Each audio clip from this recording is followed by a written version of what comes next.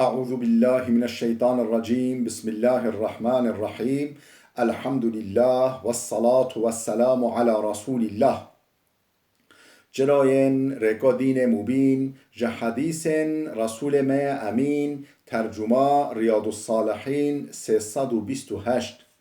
نویسکار امام النووی ترجمه پروفسور دکتر عبدالعزیز خطیب گره ملا احمد ملا یوسف درشوی رحمه خودل ملین مو توابه خوشکو برین عزیز در سمایش بریاوه دا ما بحثا مکروه بونا مناقشه ده مزگفت دا یعنی مزگفت دا مو هفته را مناقشه بکه افتشتک مکروه و مو دنگ خواه مزگفت دا بلند بکه و تشتکی مو وندا بی مولت دا اعلام بکه مو بجی که اف تشتام دوام اون اف آلت و ادوات ما که دید که فلان و مو کری فروتنه بکه و ایجاره بکه و تشکی بده کری و تشکی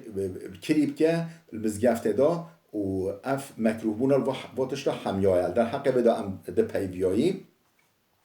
ام گوها بی حدیثا 1700 گرا ریزا ریاض الصالحینه دبیجه و عن بریده رضی الله عنهش بریده ها تنقل کرد خود جرازی به دبیجه ان رجل نشد فی المسجد زلامه که حیوان یا خواندا کربی دبا خواندا کربی به جا اعلان ویکر گو چه من دعا الى الجمل الاحمر گلو دوا منا صور که دید که فقال رسول الله صلی الله علیه و سلم پیغمبر خدا دنگوی سح کرد و هولیگاد لا وجدت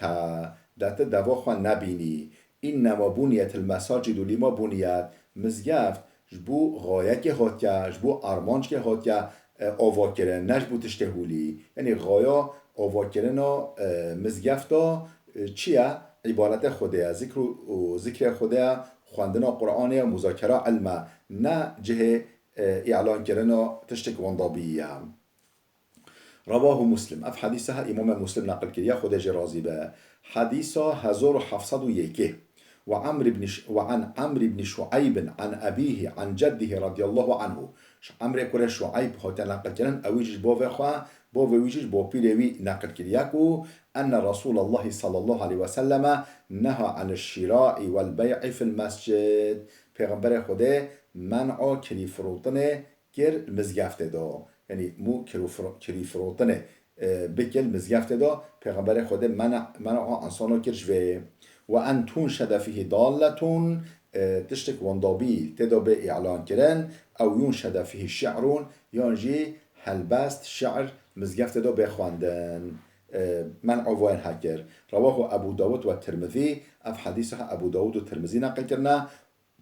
وقال الترمذي قلت حديث حسن حديثك حسنة يعني قنجة نزعيفة حديث 1702 وعن السائب بن يزيد الصحابي رضي الله عنه صائب كره يزيد الصحابي هات نقل كده خود جرازي به كنت دبيجه كنت في المسجد المزگفت پیغمبر خدا دابیم المسجد پیغمبر خدا دابیم فحسبني رجل من ری زلامه که لفك شوجي اوفتما يعني شوجي يعني باریک اوفتما فنظرت ملينيري معنی ما هنگه بنه مزگفت پیغمبر خدا نم حصیر بین و محفیل بین تشتواری بین شوجي بین يعني قوم بین ها وجا منيري فنظرت ألفت لي منيري فإذا عمر بن الخطاب رضي الله عنه منيري إمام عمر كره خطاب فقال اذهب فأتني بهذين قلت ما هر و هر دو زلام اینها بینشمره یعنی وی کجی مزگفته مسجد پیغمبر خدا اشارت بالده زلام مواکر گو هر و بینه هره فجئته بهما از شما او هر دو آنین جمع امام عمر فقال من أين أنتما گوهش کی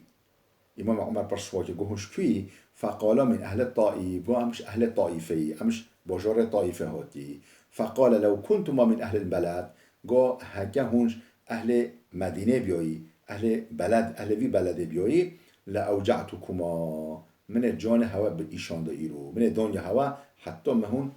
جان هوا به ایشان دا ترفعان اصواتكما في مسجد رسول الله صلى الله عليه وسلم هون چا دنگ خواه مزگفت و پیغمبر خوده مسجد و پیغمبر خوده دنگ خواه بلندی کی دنگ بلند مناقشت کی بدشتغلی حتی هون اهل هون نه مهوان بیایی نه مسافر بیایی من جان هوا بیشان دام. رواه البخاری اف حدیث ها امام بخاری نقل کریا خودش راضی به. ام هذه سر بحث كده دبيجي باب النهي من أكل من أكل ثوما أو بصلا أو كراثا أو غيره مما له رائحة كريهة عن دخول المسجد قبل زوال رائحة إلا لضرورة. بحثا منع کرنا کسی که اكو سیر خاربه پیواز خاربه ام بيجي پراسا خاربه و یان تشتك هولي مما له رائحة كريهة تشتك ولي به جيبه پشت خورنه بهش دو موبه بیواز تشت سیر بیواز پراسا تشت ولی منعوی بکه عن دخول المسجدی یعنی چوینا مزیفته یعنی پیغمبر خود نه یا کسی هولی کرنه و کو بچن مزیفته قبل زوال رائحت الا لضرورت. اگر به مجبوریت داده نبه حتی بهنوا جه نچه جه خلاص نبه نچن مزگفته نچن ناف جماعت دا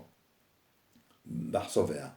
حديث 1703 عن ابن عمر رضي الله عنهمش ابن عمر هات نقل كنا خودش هرت راضي بشوي باوي ان النبي صلى الله عليه وسلم قال دبيجه پیغمبر خدا عليه الصلاه والسلام هولي قال من اكل من هذه الشجره يعني الثومه حچيش و نبات بخواه حچيش و گیاه بخواه و گیاه بخواه یعنی چه؟ یعنی سیره فلا یقربن مسجدنا بلا نزیکی مزگفت ما نبه بلا نه مزگفت ما متفق علیه. اف حدیث بخاری و مسلم هر که نقل کرنا و فی روایت لمسلمن مساجدنا و جا روایت یا مسلم دا نکو مزگفت ما بلا نزیکی مزگفت ما نبه یعنی گو مزگفت ما نگو مزگفت ما مزگفت ما. حدیث 1704 وعن أنس رضي الله عنه قال أنس هات نقل كنا خود راضي به قال النبي صلى الله عليه وسلم قال پیغمبر خود هولی قال من أكل من هذه الشجرة كي اجوي گیاه خوربه معنی گیاهی چیه؟ یعنی سیره بیوازه حچیش وی خوربه فلا يقربن ولا يصلين معنا بلا نزیک ما نبه نه نکمه و بلا نکمه یعنی بجماعت نمیجی نکه. متفق علیه. اف حدیث بخاری مسلم هر نقل کرنا. حدیث 1705 وعن جابر رضی الله عنه قال جابر هات نقل کرنا خود جرازی به گوتیه قال النبي صلى الله عليه وسلم پیغمبر خدا علیه الصلاة والسلام هولی گاد من اکل ثوما او بصلا فلیعتزلنا او فلیعتزل مسجدنا حچی سیر یان بیواز خوربه حچی سیر یان جی بیواز خوربه فلیعتزلنا بلاش ما دور بسکنه او فلیعتزل مسجدنا یان جی بلاش مزگفتن ما مزگفت ما دور بسکنه. متفق علیه. اف حدیث بخاری مسلم هر که نقل کرنا و فی روایت لمسلمن و جا روایت ده کول مسلم دا در باسته به هولی دبیجه من اکل البصل و الثوم و الكراث حچی بیواز و الثوم سیر و الكراث پراسا خاربه فلا يقربن مسجدنا بلا نزیک مزگفت ما نبه فإن الملائكة تتأذى مما يتأذى منه بنو آدم بنی آدم یعنی انسان چه ناراحت به و چه عاجز به ملیاکتش و عاجز بن یعنی ملیاکت ناینه ویجهه او دراکو سیر و پیواز تدا به حاطی خارن یعنی مزگفت دادا. حدیث 1706 وعن عمر بن الخطاب رضي الله عنه عمر كره خطاب هات نقل كنا خود جرازي به انه خطب يوم الجمعه روزه که روزا جمعه خطبه دخانده خطاب انسان را دکرا فقال في خطبته خطابه خدا هلیگاد ثم انكم ايها الناس تأكلون شجرتين ما اراهما الا خبيثتين پشت حمد و صلواته گو ای مروفنا هون ده یعنی گیاهنا ده تخم سبزه هنا هونش وادو خوی ما اراهما الا خبيثتين احش بهنا و ناکم ابهنا و خبیث بینم ابنو كريهت بينما البصل والثوم بيفاز السير لقد رأيت رسول الله صلى الله عليه وسلم إذا وجد ريحهما من الرجل في المسجد ما پیغمبر خود دید وقتی که بهنا یکش و هر دو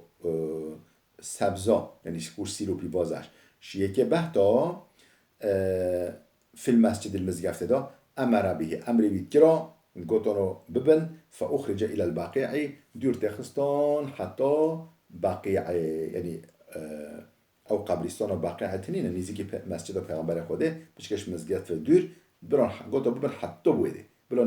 ننزیک مبه فمن اکلهما فلیومیتهما طبخا نخوا حچی جو هر دو تشت و هر دو سبزا بخواه کو سیرو پیوازه بلا بپیجه و بکوجه یعنی او بهنه و بکوجه و حال راکه بلا نیکا بلا ولی بخوبه یعنی بلا بمرینه و مثلا بپیجه و بلا ولی بمزگفته بلا خوف نخونه مزگفته رواه مسلم اف حدیث امام مسلم نقل کرده خودش راضی به